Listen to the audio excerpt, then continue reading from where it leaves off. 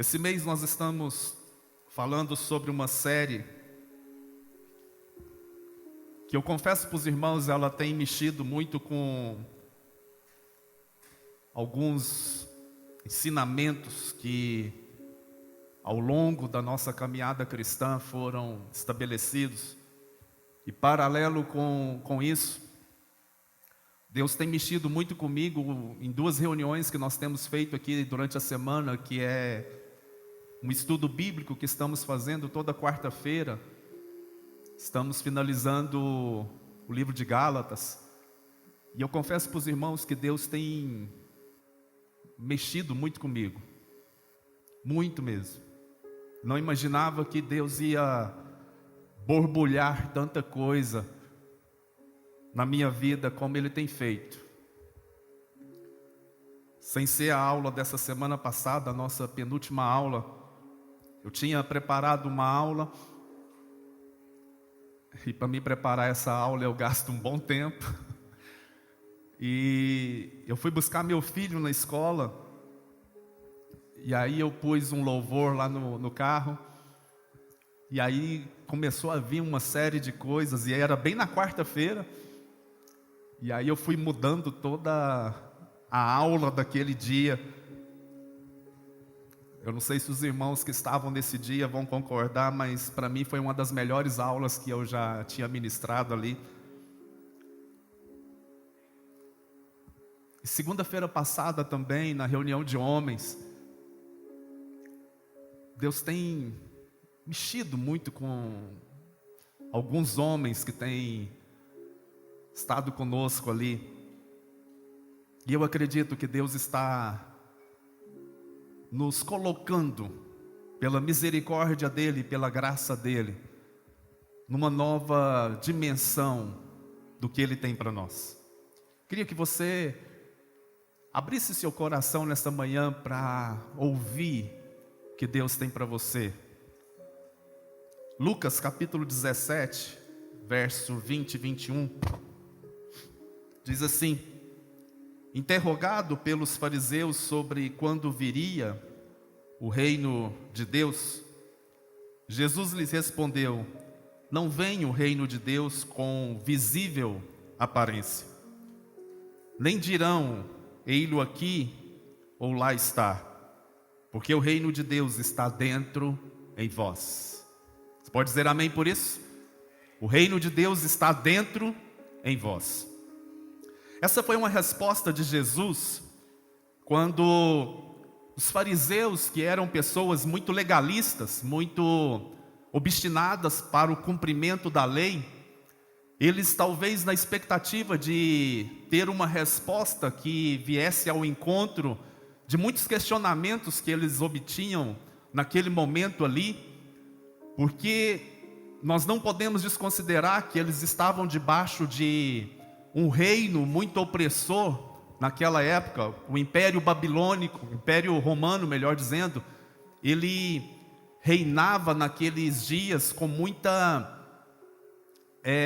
autoritarismo, com muita rigidez, com muita perseguição. E esse povo então carregava uma expectativa de que haveria a vinda de um reino que pudesse salvá-los daqueles dias terríveis.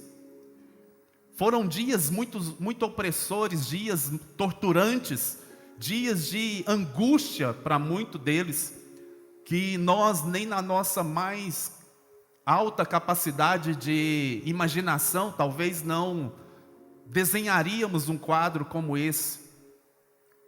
Mesmo diante de situações talvez caóticas, terríveis, que nós já vivenciamos a nível de governo da nossa nação, mas não se compara ao que eles viviam e estavam vivendo naquela época. Então aquele povo, principalmente os discípulos de Jesus e os judeus, eles criaram então uma expectativa de um Messias que viria de uma maneira muito triunfante, muito glamurosa, muito cheio de pompa, para libertá-los daquele Império Romano. E aí, a primeira expectativa deles então é frustrada quando Jesus nasce. havia uma série de promessas de que o Messias viria para resgatá-los, então, daquele período de terrível perseguição. Então, como qualquer um de nós, talvez, ao ouvir a história de um resgatador, ao ouvir a possibilidade de um libertador vir para nos salvar e nos libertar de uma opressão, possivelmente qualquer um de nós também pintaríamos um libertador forte, poderoso, um libertador cheio de autoridade, de majestade, cheio de pompa, que talvez chegaria chegando. E talvez pintaríamos a vinda de um homem muito forte, com a sua equipe de guerra, talvez, né? Com seus generais ali, chegando também de uma forma muito cheia de autoridade. E aí, para a frustração deles, então, aquele que era dito como Messias, nasce de uma maneira muito simples, muito humilde, muito sem pompa e sem nenhum glamour, sem nenhuma manifestação de autoridade. Então ali foi a primeira frustração deles. Depois Jesus vai crescendo, Jesus vai então se afirmando como o Salvador, o resgatador, ele vai então se afirmando como aquele que viria para libertá-los, e os anos vão passando e eles não veem em Jesus nenhuma proximidade dessa figura de um grande líder. Pelo contrário, eles veem em Jesus, sim, um homem revolucionário, um homem que veio para talvez quebrar paradigmas ali, mas eles não conseguiam relacionar a pessoa de Jesus com a figura daquele grande libertador. E então os fariseus aqui chegam para ele e fazem essa pergunta: Senhor, quando vai vir esse reino que temos ouvido falar tanto? Quando é que vai verdadeiramente se manifestar esse reino que vai nos libertar, então, desse império romano que tem nos oprimido tanto? E talvez a expectativa deles era que viria uma resposta muito de encontro com aquilo que eles esperavam, né? Talvez eles esperavam que Jesus dissesse: olha, fiquem aguardando, porque muito em breve um grande reino vai se manifestar. E aí Jesus então dá essa resposta para eles: vocês não vão ver o reino de Deus de uma forma visível.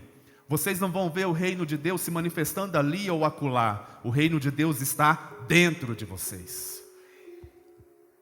E aí, os fariseus então podem ter ouvido essa sentença e verdadeiramente pensar: ele realmente deve estar louco. Ele realmente deve estar fora do contexto em que nós acreditamos. Isso tem a ver, irmãos, com o resgate da nossa identidade. Falávamos muito disso no domingo passado. Isso tem a ver de voltarmos ao plano original de Deus para cada um de nós, porque cidadãos do reino tem a ver com o reconhecimento da nossa cidadania. Ser cidadão do reino não é uma bênção que nós vamos receber, ou que quando formos para o céu vamos receber um prêmio pelo nosso bom comportamento. Ser cidadão do reino não é uma situação onde, porque eu me comportei muito bem durante toda a minha caminhada cristã, então eu vou receber um prêmio e eu vou herdar o reino dos céus. Não é isso que nós estamos falando. É o reconhecimento da nossa origem. É o reconhecimento de que temos um rei que governa em nós. É o reconhecimento de que pertencemos a um reino e para lá nós voltaremos. Eu então quero começar essa palavra de hoje fazendo uma distinção entre cidadania e membresia. Porque na nossa cultura que herdamos desde lá do Império Romano, nós vamos então entender que foi criada em nós essa cultura de que sempre vai existir um grupo que está acima e que vai liderar e que vai governar, e vai ter um outro grupo que vai ser o grupo dos liderados e dos governados, digamos assim. Você vai perceber isso com os próprios discípulos de Jesus, quando eles disputam ali uma posição de quem seria o maior no reino dos céus. Havia entre os próprios discípulos que caminhavam com ele ali uma vontade de querer estar acima de alguém. Porque isso faz parte de uma herança cultural que herdamos, que parece que o bom é quando nós estamos numa posição de superioridade para com os outros. E parece que ao sermos colocados nessa posição de superioridade, parece que nós verdadeiramente alcançamos uma plena satisfação da vida. Parece que nós nos sentimos plenamente realizados quando estamos por cima de alguém, no sentido de exercer autoridade. E aí, nós não podemos então negar o que já temos falado desde julho aqui, quando nós temos falado sobre as duas responsabilidades que Deus deu ao homem quando plantou ele lá no jardim, que foi de dominar e cultivar aquela terra. Então essa sensação de domínio, ela é inerente do homem. Essa sensação de exercer domínio sobre algo, ela faz parte da nossa natureza, da nossa concepção. Porque quando fomos criados com esse propósito. Tenha domínio. Mas o que Deus colocou sobre nós foi ter domínio sobre a terra. Não foi ter domínio sobre as pessoas. E nós precisamos ter muito claro essa distinção entre nós. Quando então pensamos no reino de Deus como um lugar que foi preparado para nós, nós não podemos pensar no reino de Deus como um lugar de prêmio, aonde vamos herdar esse reino porque fomos bonzinhos durante a nossa vida. E eu vou te dizer uma coisa: ao longo de muitos e muitos anos, a igreja, de um modo geral, ela tem inculcado essa cultura errada na mente das pessoas, levando as pessoas a viver uma vida, entre aspas, boa, santa, perfeita, não por outro propósito, que não seja entrar nos céus. E aí, culturalmente, nós vamos repassando isso de uma maneira muito sutil para os nossos filhos. Quem aqui talvez já não ouviu dos seus pais: se você não se comportar direito, você não vai? Você não vai? Alguém já ouviu isso ou foi só eu? Só eu? Ah, bom. Olha, se você não ficar quietinho, se você não se comportar direito, você não vai para o céu. Porque o céu então se tornou um prêmio para aqueles que são bonzinhos. O céu então se tornou um lugar de premiação para aqueles que dão conta de viver minimamente uma vida boazinha. E aí nós então vamos desaprendendo o que realmente representa os céus, o que vamos chamar muito nesses dias aqui, no próximo domingo também, de reino dos céus, ou reino de Deus. E aí, concomitantemente, nós então somos desafiados a pensar no céu como algo religioso. Ele então se torna símbolo da nossa religião. E aí nós então relacionamos o céu como uma área que é destinada para aqueles que são religiosos, para aqueles que são então pessoas que procuram viver a sua vida religiosa da melhor maneira possível. E aí nós nos esquecemos então que existe um plano perfeito de Deus que foi estabelecido lá na criação. E porque o homem pecou, nós achamos que Deus então abandonou esse plano perfeito, e isso não aconteceu. Quando Deus então estabeleceu o jardim e plantou no jardim o homem e a mulher, nós vimos no domingo passado que Deus na verdade estava fazendo daquele jardim uma colônia, para que os céus se manifestassem sobre a terra. Agora veja uma coisa, irmãos, a Bíblia fala que todo aquele que invocar o nome do Senhor será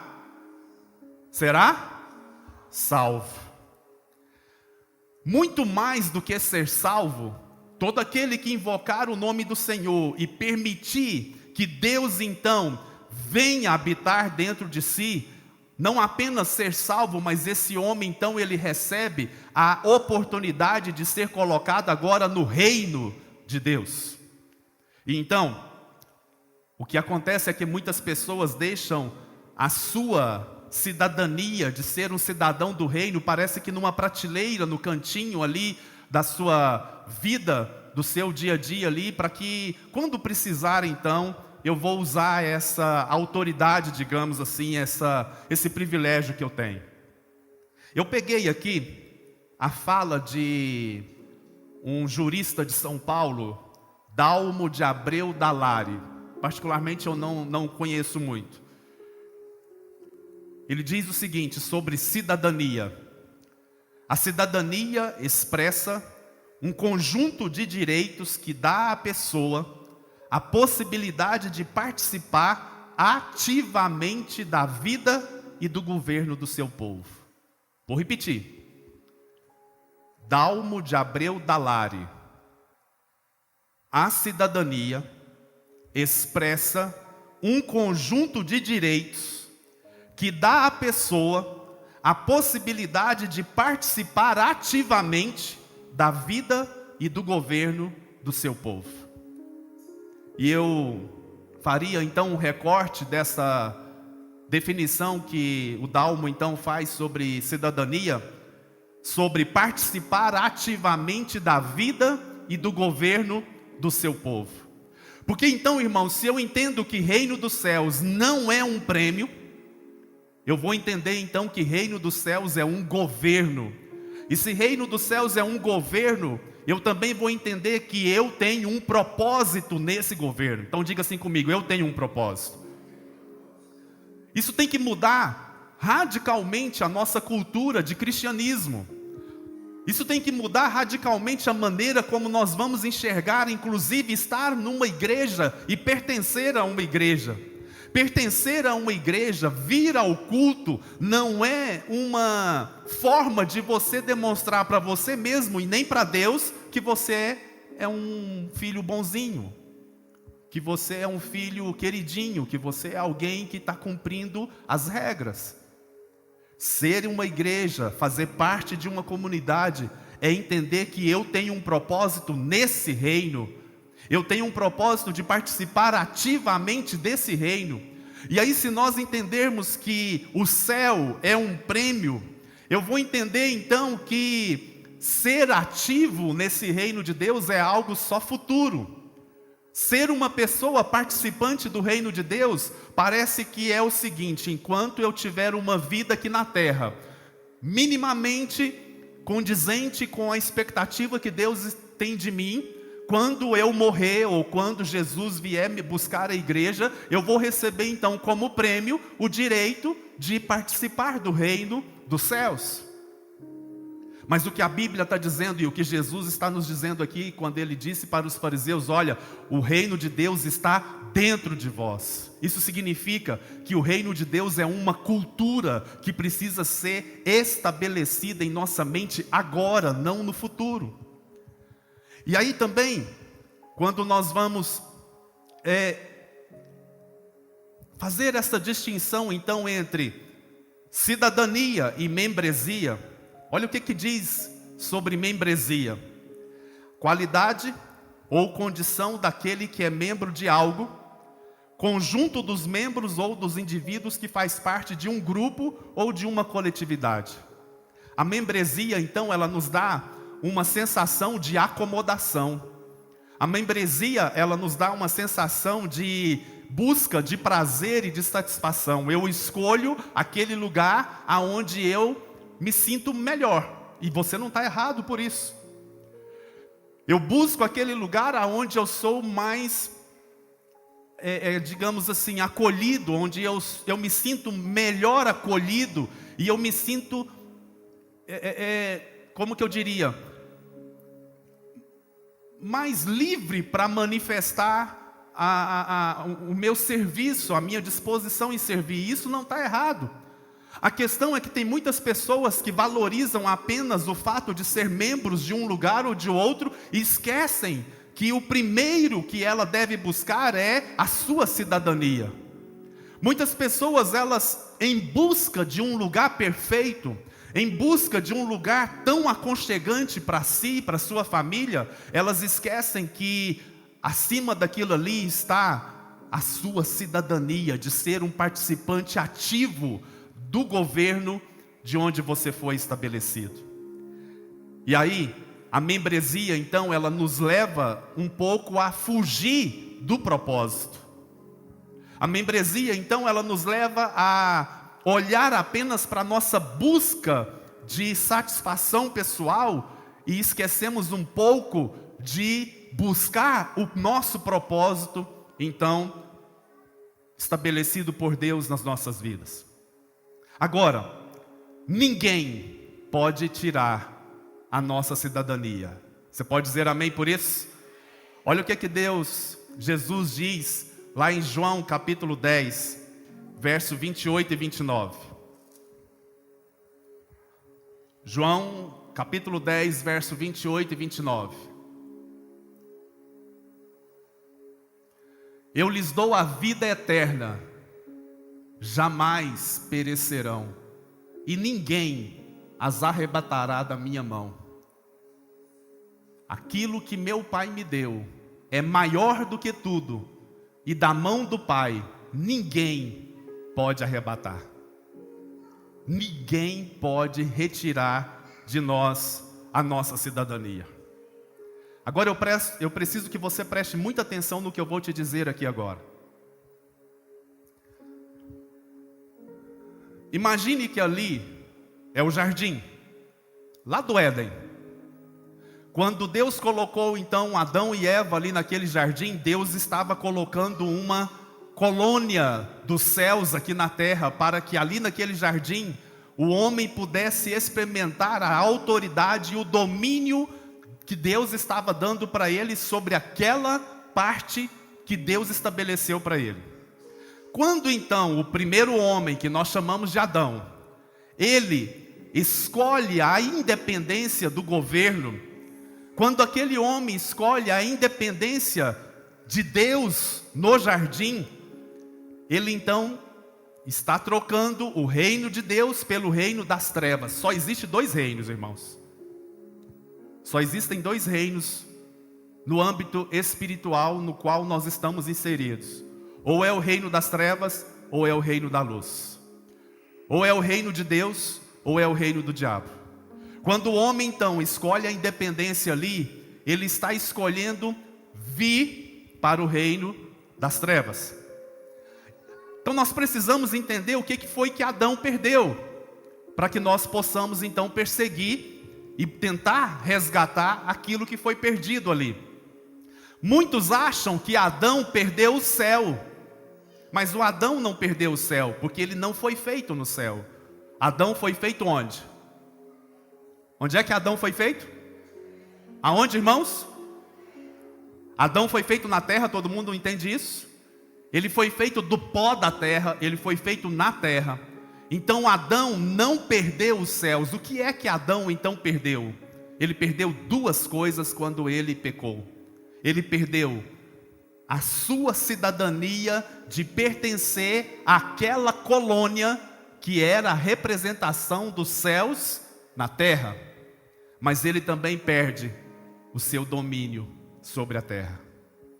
O que Adão então perdeu foi a sua cidadania e o seu domínio, o direito dele dominar sobre a terra. Então tem duas coisas que eu e você precisamos entender, que Deus vai nos resgatar quando Ele manda Jesus para nos salvar. Deus então ele vai fazer o resgate da nossa cidadania, mas Ele também vai fazer o resgate do nosso domínio sobre a terra. Você pode dizer amém por isso? Isso precisa ficar muito claro dentro da minha cabeça e da sua. Porque quando o homem ali, ele repudiou a sua missão, quando o homem ali, ele abre mão de exercer domínio sobre a terra, ele então perde essa autoridade que lhe foi confiada. Mas olha só o que diz Colossenses capítulo 1, verso 13. Vai passar? Aqui, olha só o que diz Colossenses capítulo 1, verso 13. Ele nos libertou do império das e nos transportou para o reino do Filho do seu amor. Isso que não se trata de céu, irmãos. Aqui não está falando que Ele nos libertou do império das trevas e nos colocou nos céus no sentido de premiação. Ele nos libertou do império das trevas e nos transportou para o reino. Diga reino. Trata de retomar a nossa autoridade e o nosso domínio. Atrás disso está dizendo para mim e para você, olha, mais do que te salvar, eu quero devolver para você o seu domínio sobre a terra. Ser cidadão do reino, então, é receber a autoridade para reinar. Romanos capítulo 5, verso 17, finalzinho diz assim: mas os que receberam a abundância da graça e o dom da justiça reinarão em vida. Diga vida. Lucas capítulo 22, verso 29 ao 30. Lucas capítulo 22, do verso 29 ao 30. Olha só o que aqui diz.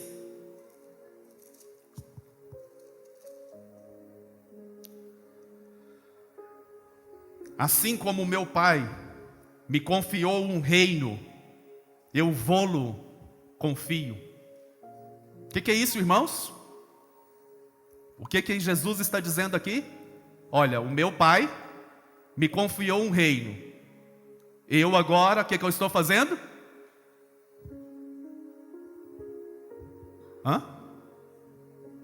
O que está dizendo aqui, irmãos? Está dando para mim e para você. Só que ele não diz assim, se você quiser. É uma questão que, junto com a nossa salvação, junto com a remissão dos nossos pecados, a graça de Deus se manifesta nas nossas vidas. E Ele agora está dizendo, eu estou te dando um reino para você reinar. Isso não é prêmio, isso é resgate da sua identidade. Isso é voltar ao plano original. Jesus está dizendo então para mim e para você, olha, assim como um pai me confiou um reino, eu pego esse reino, estou dando para você. É seu. É seu, pode reinar, porque eu estou confiando a você. Olha só o que aqui diz o verso 30.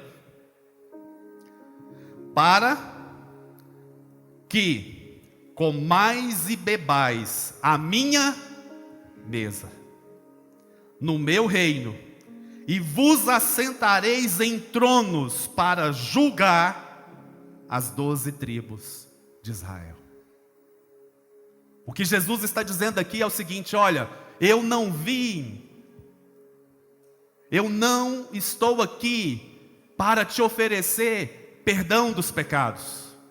Eu não estou aqui para oferecer para você salvação do inferno. Eu estou aqui para dar a você um reino para você reinar.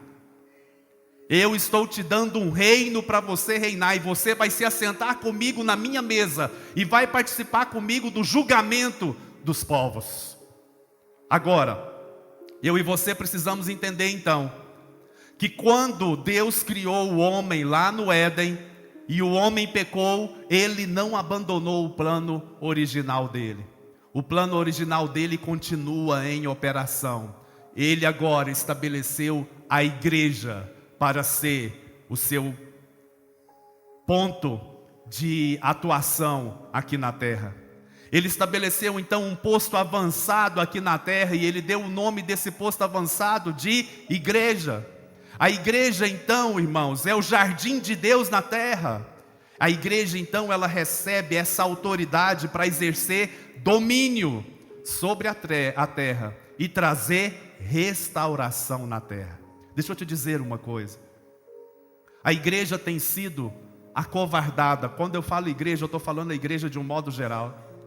A igreja tem sido acovardada no sentido de se acomodar e olhar apenas para o seu bem, olhar apenas para a sua satisfação, para aquilo que lhe traz conforto, lhe traz prazer, digamos assim.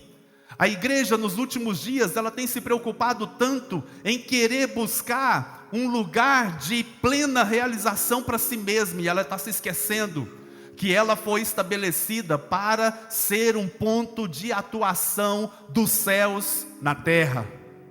Igreja então é um lugar onde as pessoas vão olhar para nós e eles vão perceber, ali está o governo do reino de Deus sendo manifesto. Você pode dizer amém por isso? Por isso Jesus, ele não vem estabelecer uma religião. Jesus, ele não veio estabelecer o cristianismo.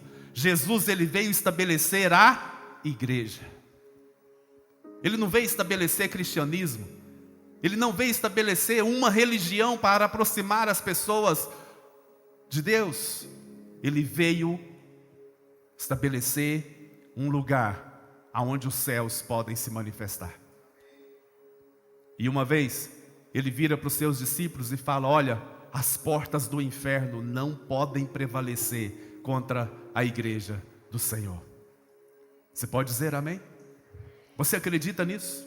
Você acredita que existe poder nesse ajuntamento de pessoas chamada igreja? Mas nós não estamos falando somente desse local físico, embora isso daqui tenha um grande poder.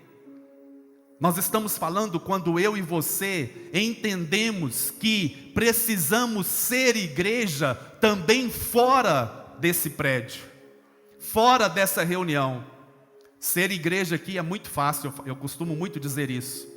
Levantar as mãos e adorar a Deus aqui é muito fácil. O grande desafio é ser igreja na segunda-feira. O grande desafio é ser igreja lá no nosso local de trabalho. O grande desafio é ser igreja na escola, na nossa família, para os nossos vizinhos. Esse é o desafio. Agora, irmãos, quando o reino de Deus está dentro de nós, nós entendemos que mesmo diante das adversidades, eu não posso perder oportunidades. Vou repetir. Quando o reino de Deus está dentro de nós, eu então entendo que eu não posso perder oportunidades, mesmo diante das adversidades. Olha só o que Paulo faz num momento muito peculiar da sua vida. Atos capítulo 19, verso 8 a 10. Durante 3 meses, Paulo frequentou a sinagoga, onde falava ousadamente, dissertando e persuadindo com respeito ao quê? Ao reino de... Quanto tempo, irmãos? 3 meses ali, estudando a Bíblia, mostrando o reino de Deus. Só que olha só o que acontece, verso 9. Visto que alguns deles se mostravam empedernidos e descrentes, falando mal do caminho diante da multidão, Paulo, apartando-se deles, separou os discípulos, passando a discorrer diariamente na escola de Tirano. Para aí. Durante 3 meses, Paulo prega quase que diariamente ensinando sobre o reino de Deus, tudo bem? Ele percebe então que tem um grupo que começa a falar mal daquele ensinamento que ele estava aplicando ali. Ele percebe que tem pessoas ali que começam a manifestar uma dureza de coração e a começar a ter algumas atitudes estranhas. O que Paulo faz? Separa um grupo daquele grupo. Ele não chama todo mundo. Ele pega um grupo daquele grupo, que ele chama então de discípulos, e o que ele faz? Diariamente, ele monta uma escola, que é chamada Escola de Tirano. Olha só o verso 10. Durou isto por espaço de 2 anos. Sabe o que é isso, irmãos? visão de reino é maior do que visão de igreja. Vou repetir. Visão de reino é maior do que visão de igreja. Se eu me preocupar somente com a igreja local, eu vou fazer tudo para que essa igreja local seja suprida, e isso não é errado. Mas tem muitas ações que uma igreja desenvolve que nem sempre é só para essa igreja local, é visando o reino. O que Paulo faz aqui, irmãos, ele para tudo, ele cancela a agenda dele, ele para as suas viagens missionárias por 2 anos, para ensinar sobre o reino. Diga uau! Será que deu certo? Será que deu certo isso daí? Sabe qual é a prova que deu certo? Nós estamos aqui hoje falando disso. Visão, propósito. Cidadania é uma certeza de propósito. Mas vamos ver mais alguns textos? Atos capítulo 28, verso 23. Havendo-lhe eles marcado um dia, vieram em grande número ao encontro de Paulo na sua própria residência. Então, desde a manhã até a tarde, lhes fez uma exposição em testemunho do reino de Deus, procurando persuadi-los a respeito de Jesus, tanto pela lei de Moisés como dos profetas. Paulo aqui estava meio que aprisionado, ele estava, digamos assim, no conceito jurídico aí, como é que fala? Prisão domiciliar. Era mais ou menos o que Paulo estava aqui agora.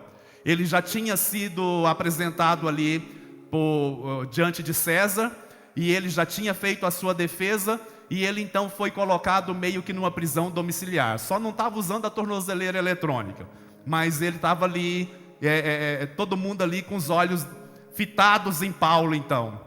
E ele então, ele perdeu a oportunidade? Talvez eu e você numa situação como essa, o que nós faríamos? Essa vida é injusta. Eu estou servindo a Deus aqui, Deus me permite ser preso. Vou parar. Não vale a pena. Para quê? Para que eu vou falar de Deus? Para que eu vou falar do reino de Deus? Olha o que eu estou passando. Meu carro estraga. Meu filho adoece. Parece que está tudo dando errado.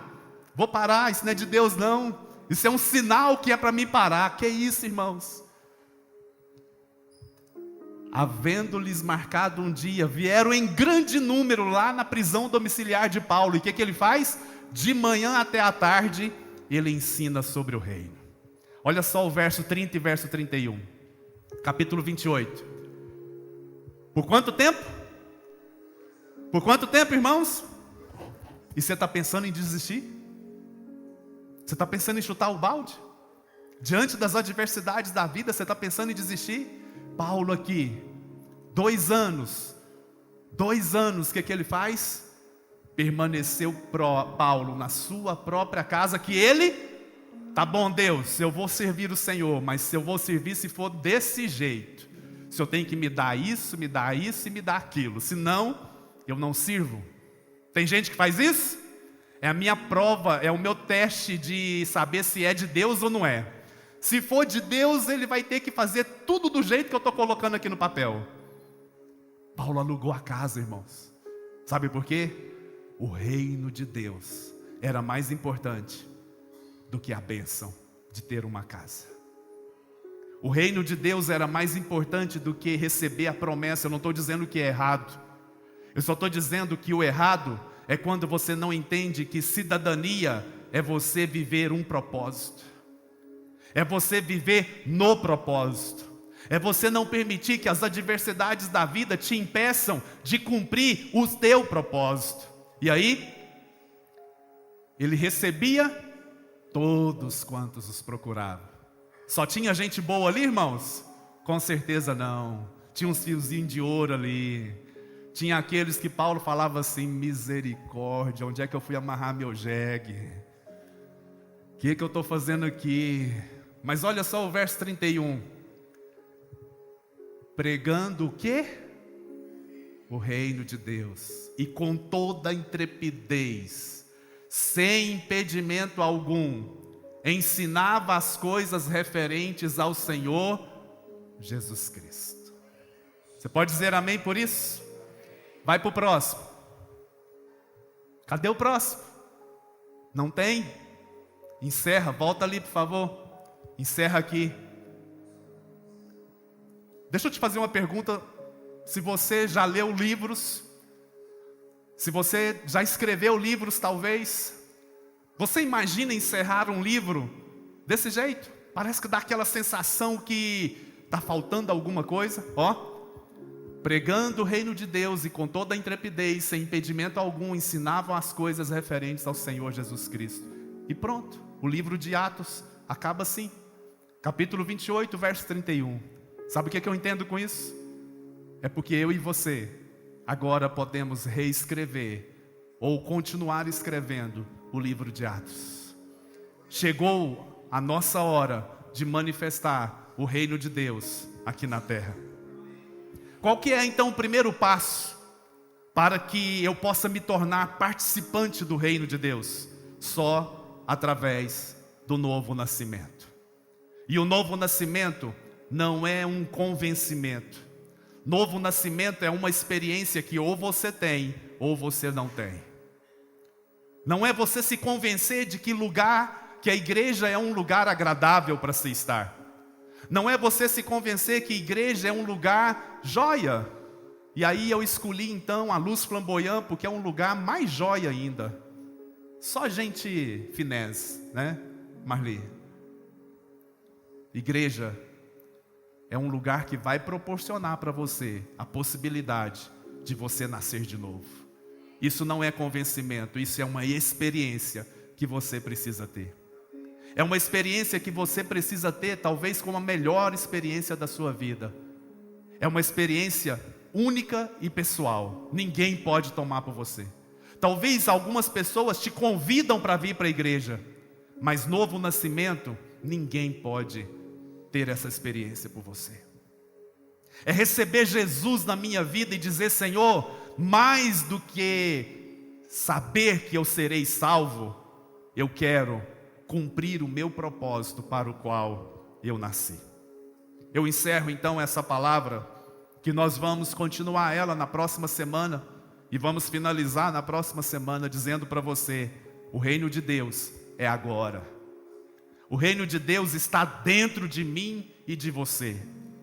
E a pergunta que eu quero te fazer nessa manhã é: você quer participar ativamente desse reino?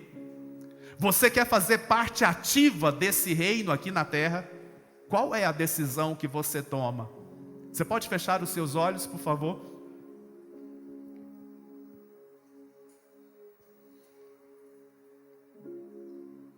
Se o reino de Deus é agora, se o reino de Deus está dentro de nós, a pergunta que eu te faço é: você tem manifestado o reino de Deus? As pessoas com quem você convive, elas têm visto em você a manifestação do reino de Deus? As pessoas com quem você passa talvez grande parte do seu dia, elas percebem que existe um reino se manifestando através de você? Ou você se conformou em apenas deixar as pessoas saberem que você tem uma religião? É muito mais do que isso, irmãos. É muito mais. É muito mais do que uma religião que você diz que você é crente, que você é católico, que você é espírita, ou que você é aquilo, ou que você não é nada. É muito mais do que isso. É entender que eu fui repatriado. Eu fui colocado novamente no plano original de Deus para reinar com Ele. Eu quero reinar com Cristo. Essa não é uma ação destinada somente para aqueles que são líderes, aqueles que se oferecem para liderar alguma coisa. Essa é uma ação que foi separada para todos aqueles que são salvos.